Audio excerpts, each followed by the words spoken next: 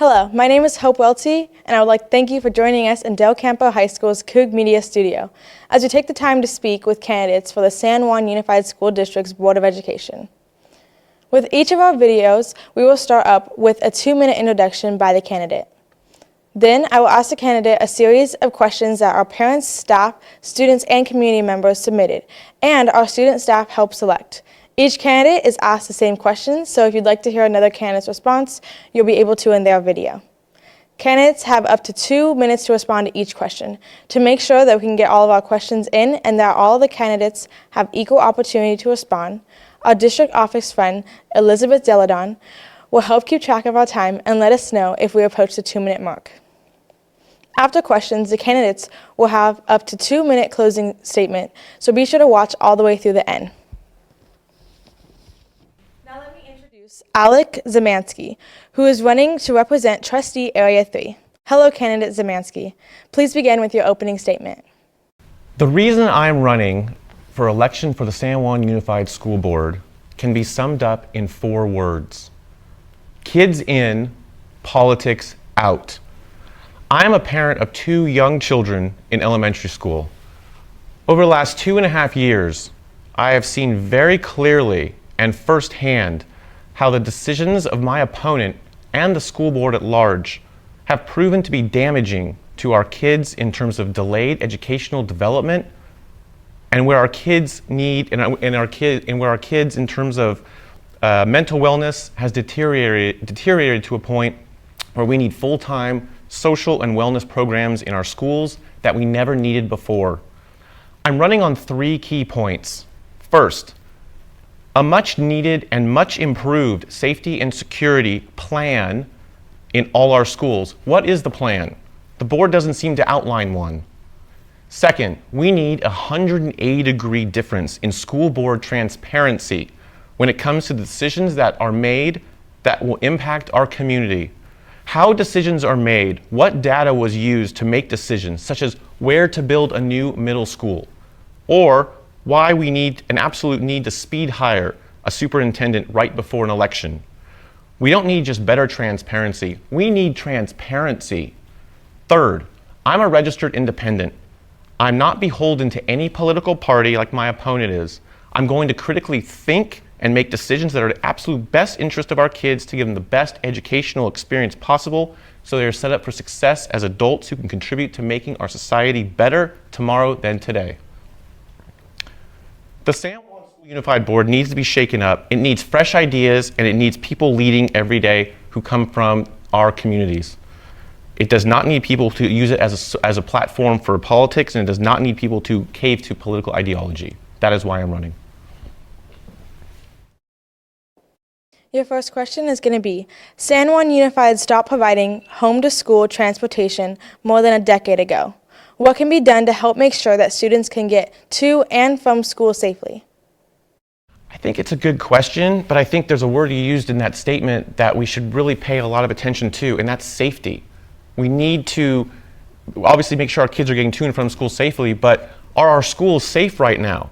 And I would argue I could go onto almost any campus, walk onto any campus without being told not to be there. Safety has to be improved on our campus. We do need to have a plan to get kids safely to and from school, but the safety of our campuses, how safe are our teachers, how safe are our kids? We need safety in our schools so that our kids can come to school without fear and thrive in the classroom. We need to first talk about safety at the school before we talk about anything else. Many families were impacted by the change to start times this school year, whether it be by lack of supervision in the morning before school or a time crunch after school trying to fit in activities. What supports did you see the district implement to help families adjust, and what else do you think could be done? I think, as a parent, both my wife and I are feeling this exact difference where now instead of an 8 o'clock school time start, our kids now start almost at 9 o'clock. And I think the issue here is, again, I come back to transparency. There was no transparency as to why this was done. I realize it was done at a higher level than the school board, but there needs to be greater transparency in terms of what can be done for the families that have to go to work before 9 o'clock in the morning. Sure, there are parents that can stay home and do this, but what about the families who have one income, the single moms? What are we doing for those kids? There needs to be more transparency. It needs to come from the board, and it needs to be given to the public at large, the community at large, to ensure our kids who are going to school and starting later are getting the best education possible. We need more transparency. I will bring that transparency to the board, to our community. Most districts in California, including San Juan Unified, are facing declining student enrollment at those schools. Why do you think this is, and what ideas do you have to combat declining enrollment? The decline in enrollment is very clear. It's based on the poor decisions and judgments that the school board made when it came to COVID 2.5 years ago. Shutting down the schools twice was detrimental to kids not performing, not being engaged, and staying at home. And most of those kids, a lot of kids, simply did not return back to school. What can be done about that now? We need new leadership at the board level. We need people who are committed to keeping our schools open. Schools are not just a place for daycare. They're a place for learning. They're a place for kids to feel safe. Oftentimes, it's a place where that's where kids get their only meal.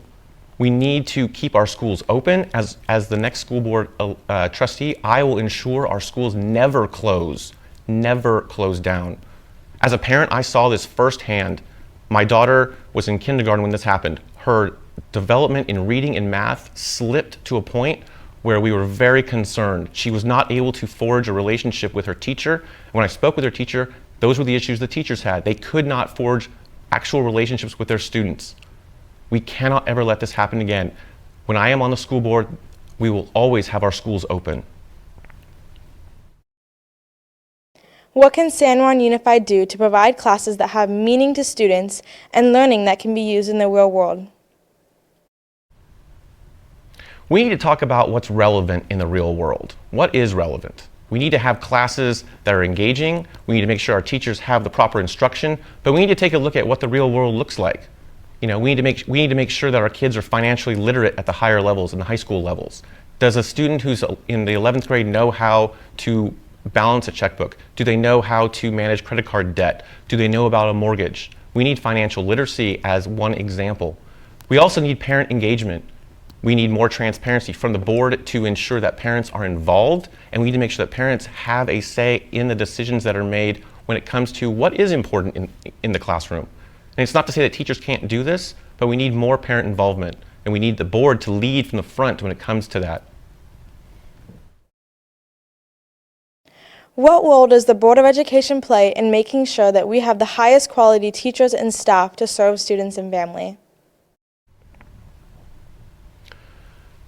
The board is the last bit of authority when it comes to the districts. The board needs to lead from the front from a culture standpoint. They need to lead with a culture of winning, of success, but also of accountability.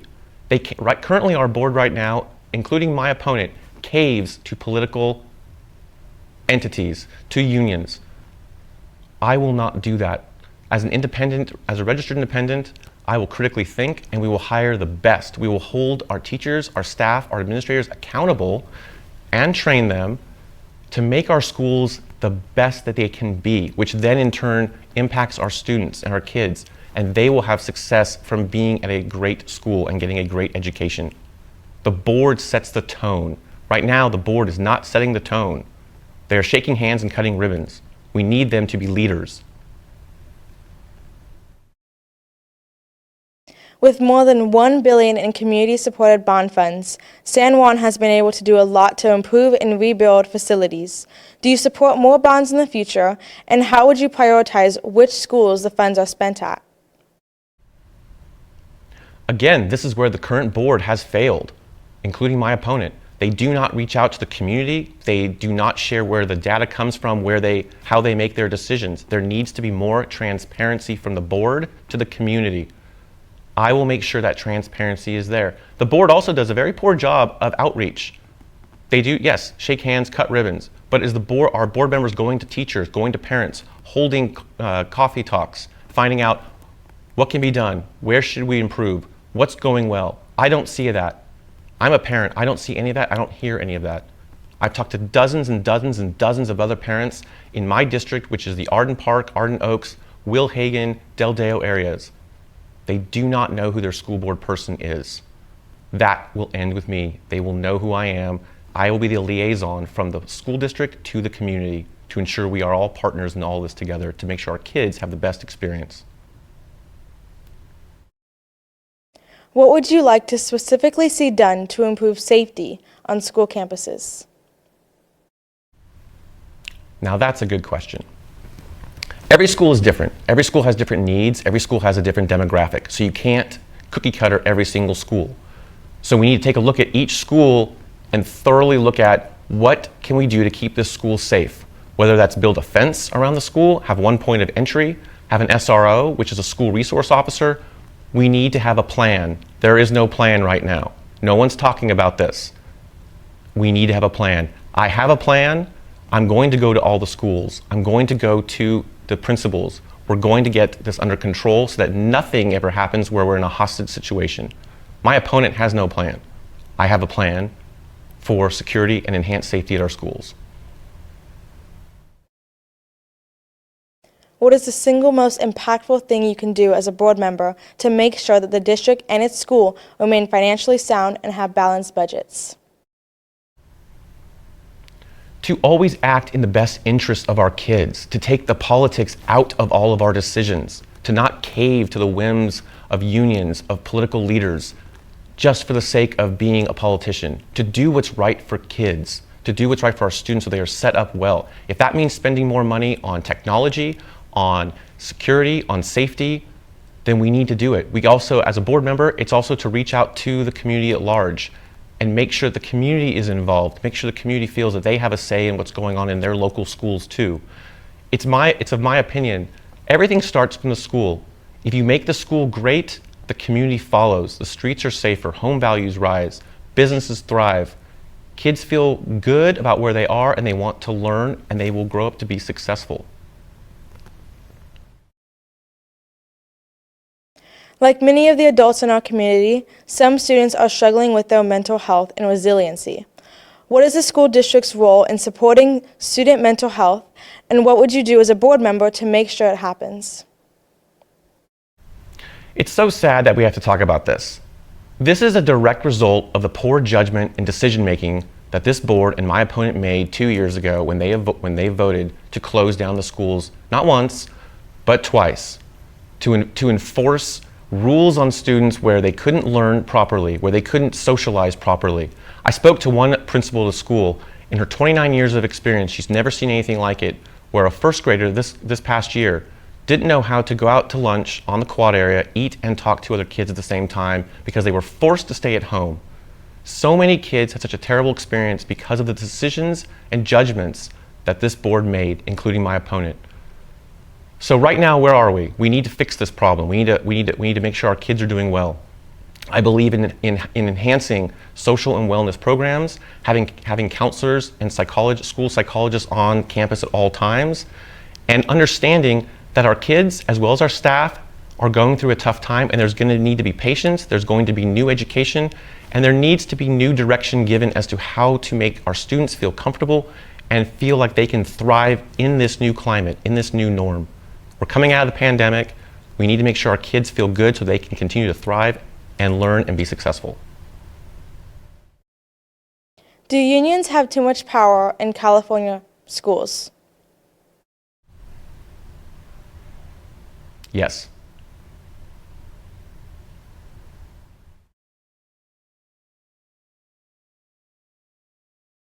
As students, we see acts of hate speech and bias on our campus.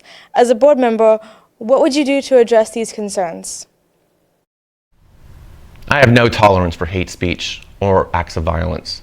I'm a leader in the Jewish community here in Sacramento. I serve as the second vice president and education chair of the second largest synagogue in Sacramento, Mosaic Law.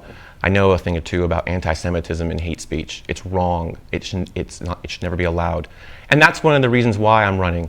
Both my kids are at school. I always want them, as well as all other kids, to feel comfortable and safe in schools. That is why we need a plan to enhance our safety and our security in our schools.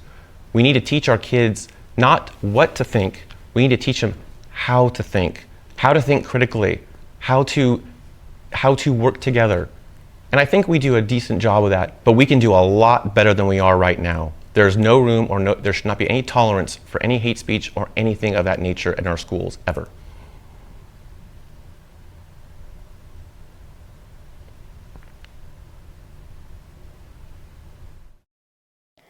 How have you seen the district listen to the voice of students, and what other ideas do you have for how student voice can be expanded? It's a great question, and it comes back to transparency. I don't know that this district actually does listen to their students. I don't believe they listen to the parents, and that is what is going to change with me. I will listen to the parents, I will take in the parents and the community at large, their opinions, their thoughts, and partner with them to make our district better.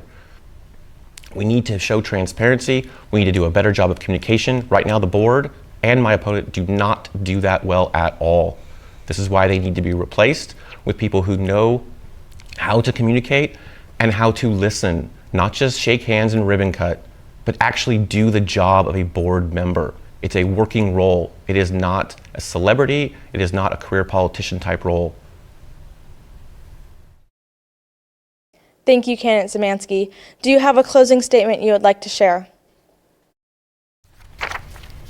Well, first off, thank you for having me here and allowing me to convey my platform and ideas on how to make our school district better. I want to reiterate my 3 key points as I ask for your vote and support in this important upcoming midterm election. First, I will bring a plan for much needed and much improved safety and security in all our schools. My opponent doesn't have a plan. I do. We're going to keep our kids, our teachers, and administrators safe so they come to school without fear and so they can learn and thrive in the classroom. Second, I will bring complete transparency when it comes to the decisions that are made that impact our community. How these decisions were made, what data was used to make decisions. I want the community to understand, and I will not allow backdoor deals to be done when I'm elected. Third, as I said, I'm a registered independent.